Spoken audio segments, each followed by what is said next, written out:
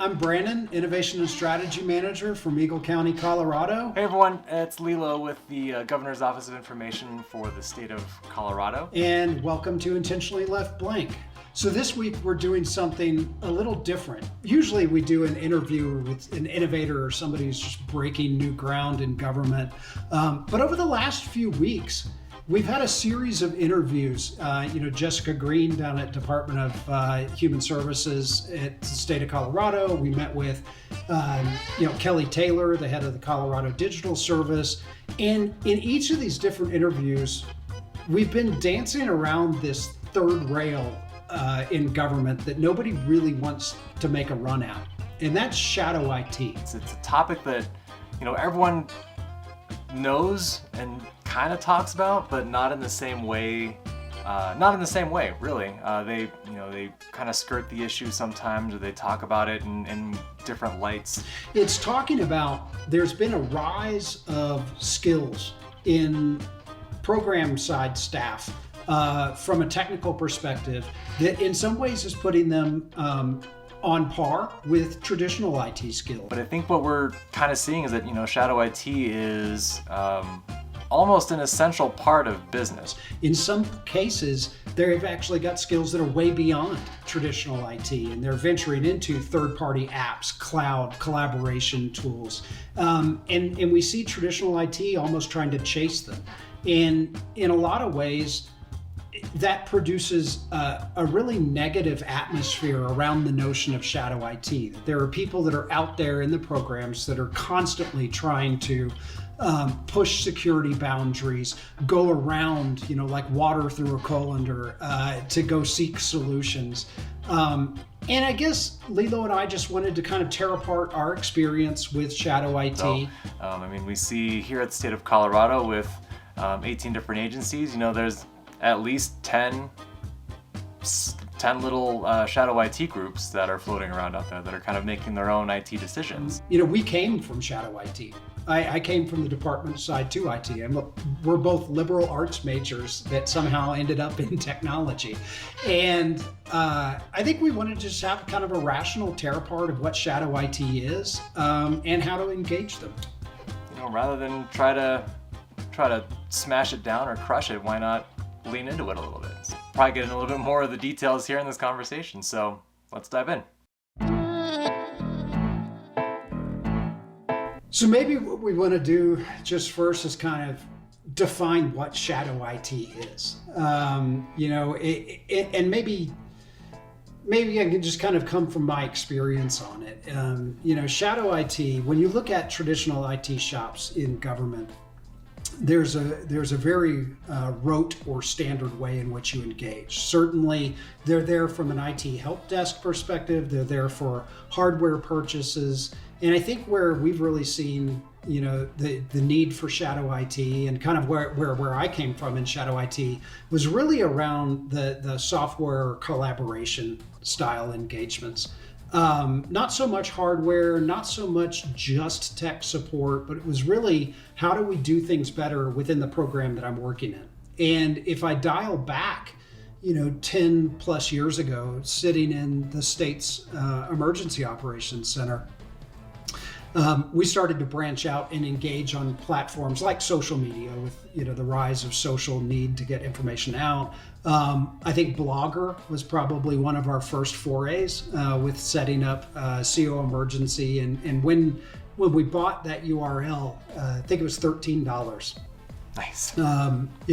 We got a small business account with Google at that time, and it took almost no time to figure out that some of the tools and the capabilities of the email set, the calendar set, certainly Drive, and a lot of the other elements like chat and integrated, these were super, super powerful tools. And because we worked with all of these different partners, these tools made more sense than the ones that we were being forced to use from the state IT system. Spill over into public health, same exact scenario, different subject matter. I worked in public health, multiple partners, the need to collaborate, doing something like a press release or a communications effort in a document where everybody can be in and type and see the points, and it's always the freshest version, would just made sense. And then the state went Google, 30,000 employees.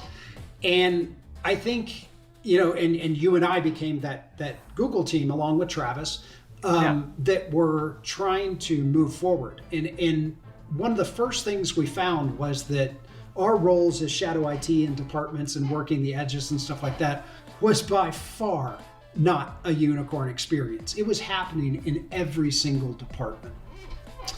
And in a weird sort of way, when we adopted Google, we did kind of the natural response, which is, all right, we're going to have to sit down and talk about all the advantages. We need to go to every single executive director. We need to talk to all the chief financial officers and tell them how much money we're saving on doing this. Yes. When that really failed, those executives did not. It wasn't that they didn't care about the tool, but they didn't care about the message that we were trying to sell. To them, it was, all right, new tool, prove it, show that it works.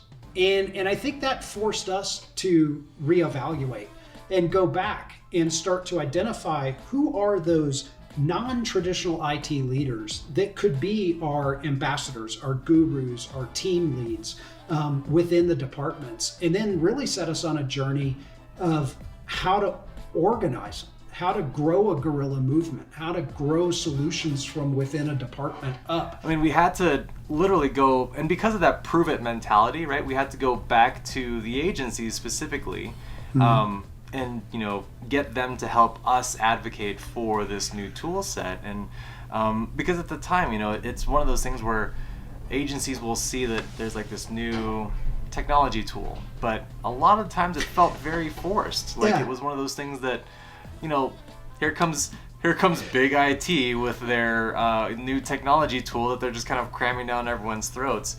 And that's like if that message didn't, or if we could flip that message around where it's their own agencies saying, yes, head honcho person, we love this tool because of X, Y, and Z. That's kind of where we saw that really great organic growth and the huge adoption, which, for us at the state of Colorado has now led to 1 billion documents in Google Drive, right? Yeah. So it's, I think going that route and funneling back into the agencies themselves for that information was really powerful. And I think that's kind of that's the exact concept here that we're trying to dig on, is how do you make shadow IT less shadowy? Yeah, I think so. And two, and maybe it's somewhat of the power of the rise of liberal arts and technology. Maybe that's a whole other subject we ought to dive into, because it really does come down to big technology or innovation changes are less about that software. It's more about the spirit and the people. Yes, 1,000%. I mean, it is absolutely about. Yeah, and I think when we ran into that wall of kind of the executive directors that were like, okay, prove it. I think that was, I know it was super humbling for both of us to kind of come back with our tail between our legs. We're like, well, that didn't work. What do we do now? And so it really leads to kind of, I sat down as we were talking about this subject, and I came up with the 3 takeaways from gathering scars and smiles that maybe sharing with others might help them kind of develop a plan on how to grow and engage shadow IT. And I would say the first one was really shifting my mindset about what shadow IT is in terms of traditional IT. When we came from shadow IT to traditional IT, we were met with the mentality of, we always joke, the kill it with fire. There has to be procedures. The security overrules all. The answer was no. No matter what the question was, it was no. It was either because people didn't understand what was being asked, they didn't speak program language, they didn't understand the technology that was being sought or the solution that was needed. And simply opening up the traditional IT mindset that these are people in programs did not join those programs and pushing those technologies to bring government down. Right. This is not an intentional takedown Yes. of a security system. Exactly. What it was more a frustration with maneuvering through a system that was far too complicated and slow. To make a request, to then have to educate people on what the tool is, it was always no, because no was easier than the hard way of saying yes. Yep. And so I think the first thing is just to recognize that, dude, shadow IT is not out there to destroy government. If anything, I think you and I both developed the attitude that shadow IT was more of a weather vane or a report card on how traditional IT was operating. I mean, when we looked at things like third-party applications, what was actually being installed, around the system, what people were going and setting up outside systems to do, it really came down to things like PDF management. It came down to project or time management. It came down to some really functional areas that traditional IT did not have an answer for. And so I think it's really just recognizing that these people are trying to make government better. They may not speak the same vernacular in language, but the intent is actually not too different from each other. It's to do something right.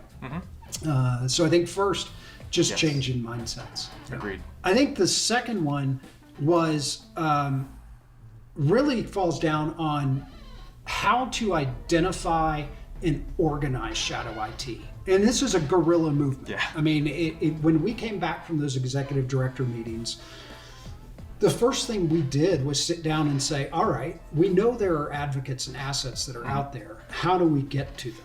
And you and I both knew from working with departments that there were certain people, we knew personalities, and we went out to kind of the two main columns that I would say that are most in the know of who, Jane or Joe walking down the hallway is, that can fix your iPhone who doesn't work in IT, right? And I think those two, they fall into communications and marketing people within departments tend to be people that are embracing social, are more technically savvy, are very much open to collaboration, and they're kind of predisposed to finding out people around their department who can help them do those things. They're great sources of information on where to find Jane and Joe, non-tech expert, right? I think the other one is admins. Anybody that's got a candy dish, anybody whose job it is to coordinate people's calendars, schedules, meeting rooms. These people are the most innovative people in government. They are fluid, flexible. They get frustrated with technology because it doesn't move at the speed they need it to move at. And as a result, they have candy dishes because people come and have problems with them, and they want to make people, feel better. And there's no way to feel better than a Tootsie Roll or a Jolly Rancher, because it's hard to be mad, when something doesn't work if you're sucking on a green apple Jolly Rancher. So, but executive admins are unbelievably resourceful in knowing who can do what, who has skills, and who can come to your help. And they don't have the luxury of waiting for IT desk response. And so they were valuable in finding those people. I think once you've found those people and worked with comms and executive admins to find them, then I think you got to organize them. And that's something that we did at the state. We went out and we created small cadres or teams of these disparately associated shadow IT people within the agencies in which they worked. A lot of times we set them up to have regular meetings around Google adoption. We did it maybe once a month or so. And you and I physically went to those meetings, or we participated via Google Meet. And I thought it was important that one of the tactics that we took in doing that was really us not talking. It was, we went and we sat and we listened to how those innovators, what tools they were looking at, what they were doing. And there was a long time that we really didn't, not engage, but we just sat and listened to what they were struggling with, why they were looking at third-party apps, which ones were working best, how they were starting to use Google Forms and Sheets for workflow. And I thought that was really important to not only identify them, but also start to introduce them to themselves. We had one department that actually created Google T-shirts for their shadow IT team. That's awesome. But I think too. So maybe the third point is, once you've identified and you've organized this group, it's now to empower them. And this is really where I think kind of the traditional IT can serve a role, because traditional IT can, one, they're going to go play. They're going to go find something to use and play. Oh, yeah, absolutely. So being a part of that effort, and in cases like where you're using Google or some other collaborative platform, being able to provide a safe sandbox that they can play in. In our case, we actually organized our OUs, our org units in Google, to mirror the departments. Each department had an org unit. Each department also had sub-org units, and there was a pilot OU, there was an ops OU, and then there was the restricted OU. And the pilot OU is where we put all of those innovators, and we were able to turn on tools, try new projects, but really that spurred kind of a homegrown number of projects that started to go up their leadership chain to show cost avoidance, cost savings, and really empowered them to own the tool, to own the solution, and to own the success for having done that. I always saw our role as being a support network for really that. It wasn't to lead change, it was to support the change that was actually already happening. So if I had those three rules, it's one, just shift your mindset. Start thinking creatively. These are actually people that get paychecks from the same place you do and work for the people, and they're not evil. Two, identify them, organize them. And three, empower them. Give them those safe sandboxes and let them do the creative stuff. But be a part of that journey and that ride. So, Yeah, cool. So, I mean, my main kind of three takeaways or points, actually my first point is the exact same as your third point, which was empower them, right? So, like, once you know who they are, once you've identified them, like, give them more tools to help them figure out what they need to then, help you. Because like what we were talking about earlier, where it's like you're trying to create these homegrown solutions to then prove that the tool is useful to higher levels of leadership, right? Like you're not going to get that same response if you immediately try to, crush that movement or crush that organization. So giving them like the little sandboxes to play in, the test org units, and then like taking that the next step further and being like, okay, so you've gone in here and you've installed XYZ third-party apps and you've created these other really amazing things. How is it working? Like, what's the value? Like, do you think that this is better than this? Ask them their opinion. Because I think that's where you'll get like the best kind of insights and value is from those follow-on questions, from letting them have free reign, if you will, of their own little areas. Then the second thing for me, I've already kind of like stepped into it, is don't kill it with fire. Instead, just embrace it with open arms. Because like you were saying, we all work for the same place. These people aren't organizing these little tech bubbles to bring down everybody else. They're trying to make their lives easier as well as their department lives easier. So instead of trying to just like crush it or go all draconian on it, it's like, hey, cool, come on over here and let's have a chat. We can all talk together and work together and try to figure out paths forward for everybody. Because I mean, even though you have like a centralized IT structure, that doesn't necessarily mean that you know everything, right? Which then leads me to point number 3, which is ask the shadow IT groups for help. Because if you have a centralized IT unit like we do here in Colorado, you're not going to know everything, right? You're not going to know what every agency is doing, right? Like the agency knows what the agency needs. Like, I've lived off of that premise alone. It's because like I could come into any meeting and I could throw out like 101 different solutions for an issue. All 100 of those could be completely wrong because I have no idea what the agency is doing. But if you know who the shadow IT group is, you can say, hey, look, I've got a group of folks over here in this one division of your agency that's looking to do this. One, have they talked to you? Two, if they did, what kind of stuff were you guys talking about? And, is there a way that we can kind of work together on this to bring a more cohesive solution to that division to get them what they need? Simply because, like I said, they're going to know what the agency's goals are, and they're going to be the ones that are going to be helping via technology, right? So they're going to be the ones that are like, this third-party application does this kind of thing, which can help you get to whatever goal you're working towards, Division X, right? So I think those are the main three things for me in terms of like shadow IT and how best to, I don't want to say deal with, but like embrace, right? How to best embrace shadow IT as a partner and an ally as opposed to, the axis of evil. Yeah, I love that. It's funny you mention that because immediately when you said reach out to them for help, I love that for a number of reasons. One, I think there's been even in our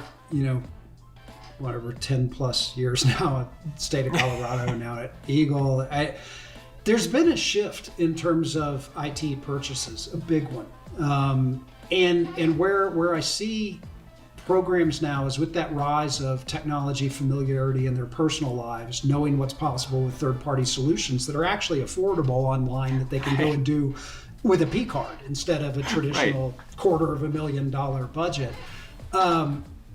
You're starting to see programs in a position where they might not understand the exact technology terminology. And I think we've got a lot of work to do there to establish that common vernacular and common kind of set of language.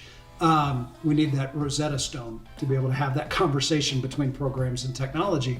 But I think it's growing. And I think we're seeing more and more where programs are coming not just with, I have a challenge, and asking traditional IT what the possible solution is. They're coming with, I have a challenge, and I've seen 3 other examples in government of where they're meeting this. This group over here is using XYZ tool. I've got a friend of mine who works in this government who's actually doing this tool. We're on a collaborative platform. I want to know if there's something that we can secure that works with the stuff we're already doing. They're coming in with a lot more ideas, and I think you're right. By asking them for help, for ideas, and growing that relationship with shadow IT and programs, I think we're going to be able to open up a much wider library of potential solutions that are cheaper, more effective, proven, and answerable. I also, I'd be curious on your thoughts on this too. I think one of the really strong things we did at the state was engaging the Chief Information Security Officer and the CISO staff. When we did kind of those ground level meetings with shadow IT, when we talked about the tools, when we worked on authorization of third-party apps tools, we brought CISO staff directly in. And contrary to popular belief, I think the CISO staff were some of the more creative, forward-thinking, open, and flexible of all of the people that I met within traditional IT. They were very accommodating. Once they understood what the objective was, they were there to actually help us navigate and do it in a way that met the program's needs. And I always thought that was so enlightening. Coming from the program side, I always thought IT security was just, they were the ones driving the know. And really that wasn't it. The CISO was more open than most groups. It was really business process leads, limited views, or people that had already invested in a technology that just wanted to hit every nail with that same hammer. That was really more where the block came from. Yeah. I mean, I would totally agree with that. And what's cool with working with the CISO is that they know they can fill in like those security gaps that you or even the agency shadow IT groups probably don't know, right? I mean, you can read through terms of service and contracts and privacy agreements and all that stuff, but you're not going to be able to fully interpret that against your overall organizational needs. That's where the CISO comes in and the CISO's team.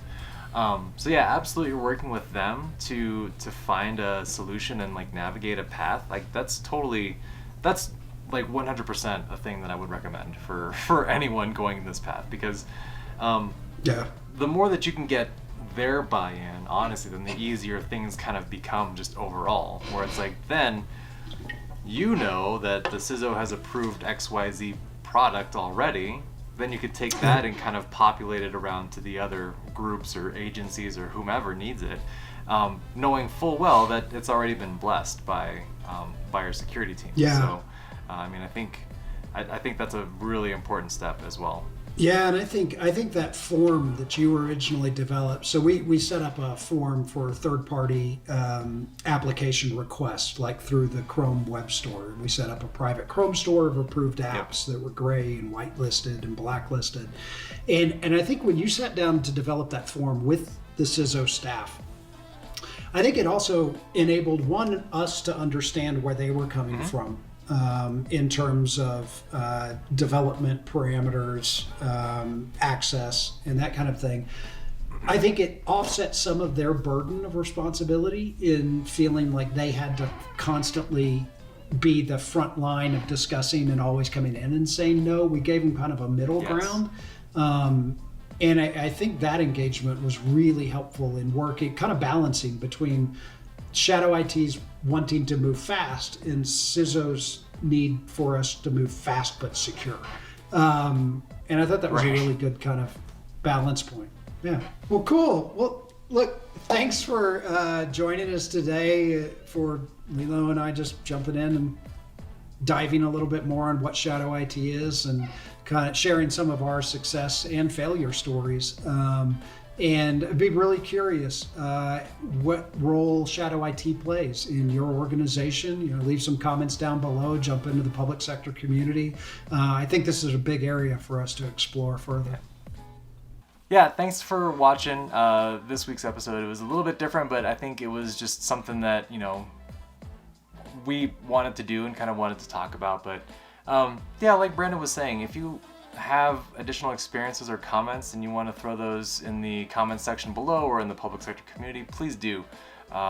We would absolutely love to hear your experiences with Shadow IT and kind of, how you've engaged with them, because I think we all share similar stories, and we could all probably learn from each other in how we handle this stuff. So, all right, well, we'll talk to you all in the next one, and thanks for watching.